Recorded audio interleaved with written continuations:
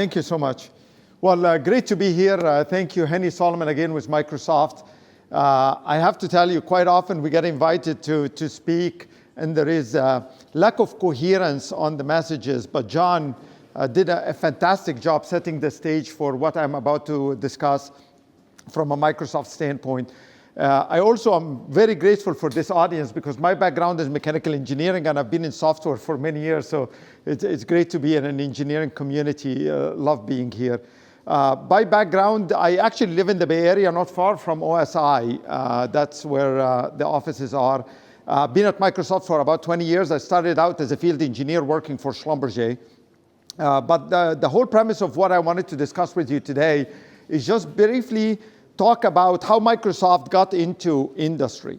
And I think what Microsoft did about maybe 7 to 10 years ago, we decided to build industry teams at Microsoft. So historically, Microsoft would build platforms. We give it to our customers and our partners to leverage it as they see fit. A few years ago, we decided to build teams within Microsoft that are responsible of triaging between the industry needs, the partner community, as well as what Microsoft can bring in terms of a platform capability to serve the needs of the industry. And I actually sit as part of an energy and resources team, so our responsibility spans oil and gas, power and utilities, and mining, so across the entire value chain. And I am responsible for the Americas market, which includes Canada, the US, and Latin America. And we work with a broad section of all of those companies within this industry. So I wanted to just share with you, when Microsoft thinks about energy and resources, we primarily focus on 4 areas. So as you would imagine, Microsoft invests heavily in technology, and I'll get to that in a second with a couple of areas that actually John highlighted as a key trend for Microsoft and where our investment is going heavily, actually, major capital infrastructure in terms of the AI and so on. But more importantly, as we are building this infrastructure, we've also made a massive pledge around sustainability, where we have been carbon neutral since 2012, but we announced we are going to be carbon negative by 2030, and we are going to remove all of our greenhouse gas emissions since the inception of the company in 1975 by 2050. And that's why you will hear a lot of conversations happening around Microsoft signing contracts with direct air capture, carbon sequestration, as well as obviously all of the work we are doing with utilities around the grid and so on. But our sustainability agenda is driving a lot of innovation at Microsoft to meet our own goals, and we make these capabilities available for our customers as well. But as we started working with energy companies across the globe, we recognized a few things. Number one, Microsoft would not be able to bring the domain expertise that a company like an AVEVA would. We would never be able to bring this source of subject matter expertise of a process engineer, an operations engineer, all of the needs of those particular roles in the organization. And this is where we drove partnerships. And you will hear a lot of our partnership with AVEVA and Schlumberger and many others, where we are driving massive partnerships. And obviously Schneider is a huge partner of ours as well in terms of how we are actually going to market. But beyond that, we are also anchoring all of the innovation happening between our platform and our partner platforms to serve a customer need. And this is where you see and you hear about alliances, where you will hear about Microsoft, for instance, working on a transformation on grid for distributed energy resource management system, where we are bringing Schneider, Derm's platform, working with PG&E, which is one of the largest utilities in the Bay Area, and Microsoft to enable this end-to-end capability in our solutions. And that is where we are going from an alliance standpoint. If you think about it, the way we look at it is that you are working at that surface and maybe in some sort of activities in the subsurface. And Microsoft is building this backbone platform to enable this. In 2021, we announced that we are going to be building approximately 100 data centers a year. That's approximately 4 to 5, one data center every 4 to 5 days. And you can see the massive investment in capital infrastructure we are putting to power this backbone. It was interesting when John asked the question, how many are actually using cloud today? and not too many hands were raised, but this is an area that we are heavily investing. We believe this is where it's going to drive business transformation, because the agility you need. And by the way, Microsoft experienced this ourselves. I mean, for those of you who've been working with Microsoft for many years, you know that we've historically been an on-prem traditional. We introduce Windows or an Office system once every maybe 3 years or so with the updates and so on. But now with the advent of cloud, the innovation that's happening and the pace of innovation is becoming massive. And some of the things you've just recently seen, like digital twins and how do you able to inquire of the data and how do you bring the data together, the power of the cloud is really what allows you to do so. And that's how Microsoft thinks about enabling the digital transformation from an industrial standpoint. The other thing I wanted to highlight, everybody's talking about AI, and all of you most likely have tried ChatGPT, or your kids have tried ChatGPT. The adoption of ChatGPT has been an eye-opening experience because it actually offered the holy grail, which is how do you interact using natural language processing with a machine. And I think this is a fundamental shift in the industry. And according to actually Gartner, these are stats from Gartner, by next year, 10% of the data will be generated using Gen AI. But then the other area where AVEVA actually is shining is the idea of low code, no code. So that you are actually allowing the ingenuity in an organization to rapidly, instead of having to write code to build any sort of an algorithm or any sort of application, you are able to drag and drop. And that is a powerful capability because you are able to not only attract talent and retain talent, but you are actually enabling people to drive genuine transformation in an organization. Those two areas are a massive investment from Microsoft, and that's where we are actually going. In the low-code, no-code, you may have heard of the Power Platform, which includes Power Apps, Power BI, Power Automate, and this is actually a growing area where we are now embedding generative AI. So in the past, you used to be able to point and click to create an application. Now you can speak to Power Apps and tell Power Apps what kind of application you're looking to build, and it will actually build the entire code, including the automation for you. That is the power of where we are going, and you can see the impact this could have on an organization. This is really summarizing what we're seeing. Machine learning has been there, and this has been embedded in every application before. And almost across the industrial world, machine learning has been there. But the idea to be able to use natural language processing to interact with the data, this is really the fundamental shift and to respond. And this is actually breaking barriers because now people are able to interact with the information in ways that has never been possible before. Really quickly, one of the primary concerns people have been raising is around security. And this is rightly so. I mean, if you think about the kind of critical infrastructure you're dealing with, the security element became very important. So the way Microsoft did in our partnership with OpenAI, and I'll be very transparent, I think we missed the boat on the search. We gave it to Google. We missed the boat on the phone. Obviously, we relinquished it to the Apple iOS system. But when AI, we invested heavily to be able to capture this market. But one of the primary areas that I think is interesting is our partnership with OpenAI. And if you notice now that OpenAI provided some models that helped us build the infrastructure to support those models, but we are actually expanding using Facebook, large language models, and now we are investing in what's called small language models. And those small language models are critical in the industrial space. And the reason behind that is that they are so small in terms of the number of parameters. They are specialized learning models. They can actually run on your phone. And this became very important in terms of operating in a facility. For instance, we refer to it as the edge. So you as an operator in a remote area could inquire of the data the same way you do with a ChatGPT, but in a specialized function for a particular documentation, a particular device, a turbine, or whatever you're working with, small language models. So Microsoft now is expanding that landscape in terms of being able to allow this sort of flexibility all the way from the traditional data center, compute power, all the way to the edge capabilities as well. But in addition to that, we brought this capability within the construct of the security required for you to operate from the enterprise. So if John has access to certain data, that's the only data he can actually inquire of and be able to work with, but nobody else can. And this actually is an important element because we use all of the fundamental capabilities of the security portfolio, like Azure Active Directory and so on, to understand who you are and what access to data. And this is in the premise of what we are building from a Copilot standpoint. One thing I wanted to quickly mention about the word Copilot. Many of you have been hearing Copilot. And what Copilot really, and if you look at the logo, it is about the handshake between a human and a machine.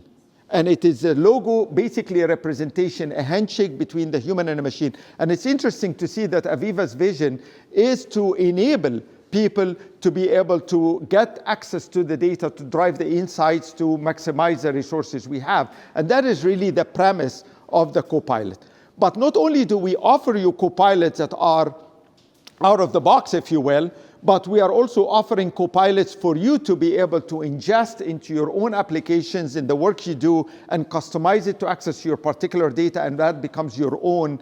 Your Copilot is in there as well. And that's a capability and also within the same construct. So I encourage you, if you have not actually tried to play with a Copilot and what this is capable of doing for your organization, take a look at it. And if you work with your team to incorporate it in some of your applications, it's a very powerful tool. One quick comment I'm going to make about generative AI and Copilot. As we work with organizations across the globe, Microsoft historically used to build an application and provide a training manual. SharePoint, Exchange, whatever it is, Azure services, we provide a training manual to show people how to use it. With Copilot, it's been a fascinating experience for us because every time you go talk to a customer, they tell you, this is how I'm using it. And the ingenuity of the people in the organization is what's coming up with the use cases that we would not have been possibly to think of.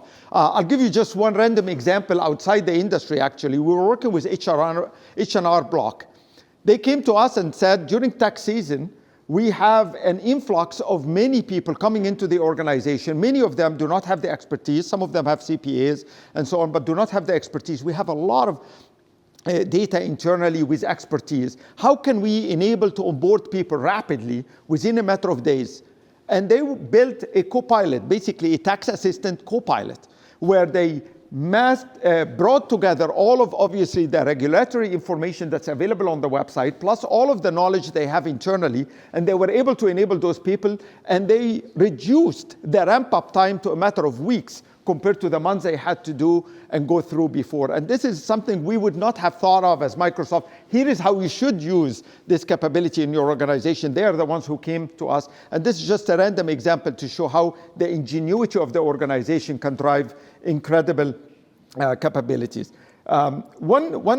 Just also another element here is on the left-hand side, your data stays your data. Some people are thinking, is Microsoft going to be training the models on our data? Absolutely not. It stays within your tenant. So your cloud tenant is secure. This is where the training is going to happen for your own data. What you're using the cloud for is mainly when you ask a question, can you tell me about this turbine? How is it operating? The word turbine, if you were to build your own data model yourself, you have to define what's a turbine, what's pressure gauge, what is. All of these definitions take time. So what this external pull through is just taking these generic definitions so that you don't have to define it again, but all of your data and all of the capabilities that you have internal stays within. Really quickly, I wanted to just quickly dive into the partnership we have with AVEVA. As indicated, we've been actually in a partnership for decades now, but now it's actually accelerating because of the cloud, and the innovation is happening very rapidly. On the far-hand left side, I think this is an important element. Whenever we go with a partner or a partner goes with Microsoft, there needs to be an element of trust. And this is critical for us, that we trust each other to co-build solution, and that brings me to the co-engineering, the co-innovation. We have engineers from AVEVA, engineers from Microsoft sitting together, building some of the capabilities that were shown earlier. But if you think about security, Microsoft collects 65 trillion data points a day from all of our landscape across the globe.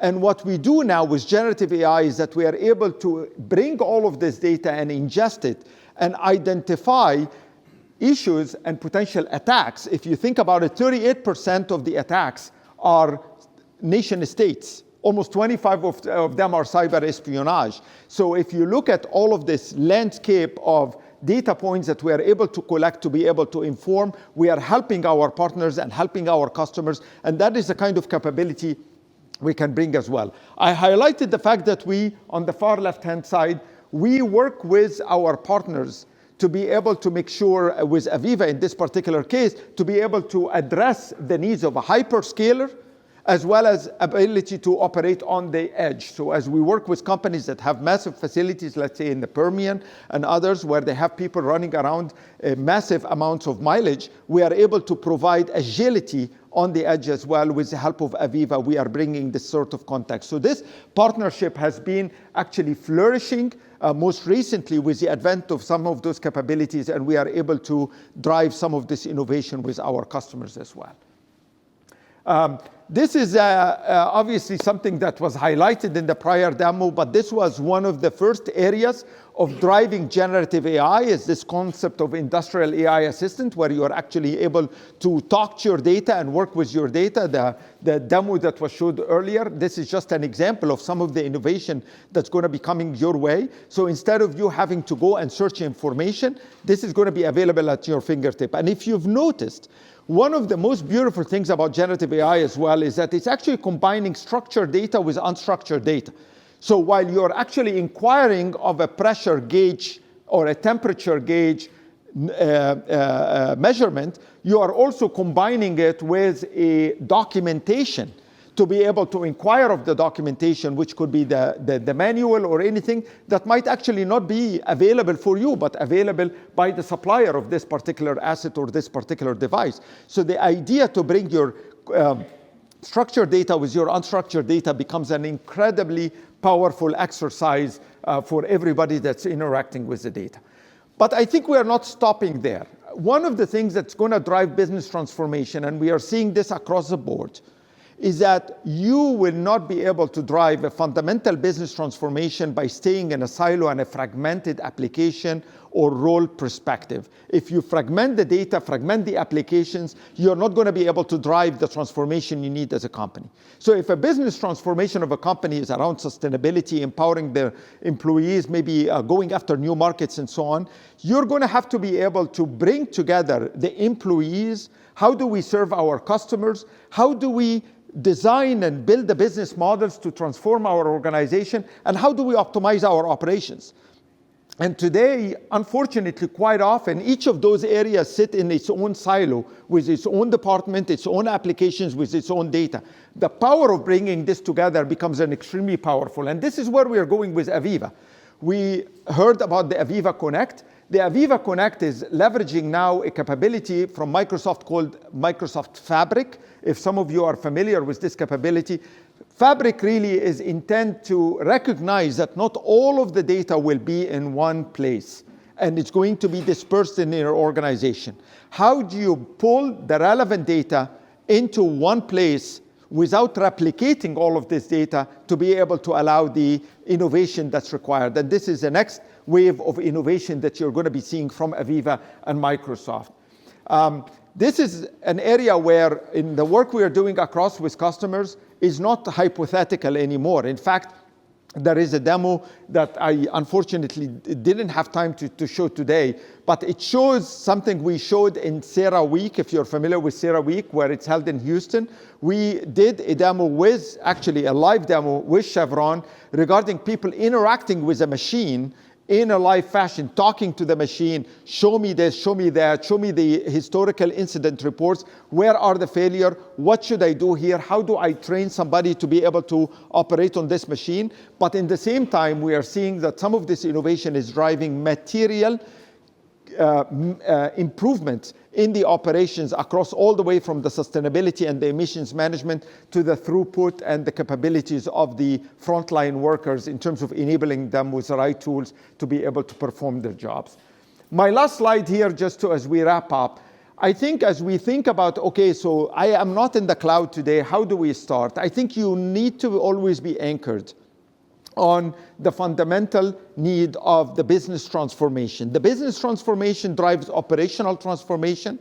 Operational transformation will drive the data transformation. Unfortunately, quite often, sometimes we have the board and executive team deciding on the executive and the business transformation, and then the IT organization is working on the data, and then you have the operations completely secluded with the OT, IT conversions trying to be completely separated. And I think this is where we find a hindrance to enabling the organizations to flourish. So as you think about how do you think about all of those layers, and how do you bring the executive priorities with the operational subject matter expertise that many of them are in the room to be able to understand what kind of data we need to make available to drive this transformation, this is where we see the transformation happening. So with that said, I wanted to thank you, and thank you, AVEVA and AVEVA Select, for inviting Microsoft and inviting me to be with you today. And I hope we can continue this journey together as we move forward. So thank you.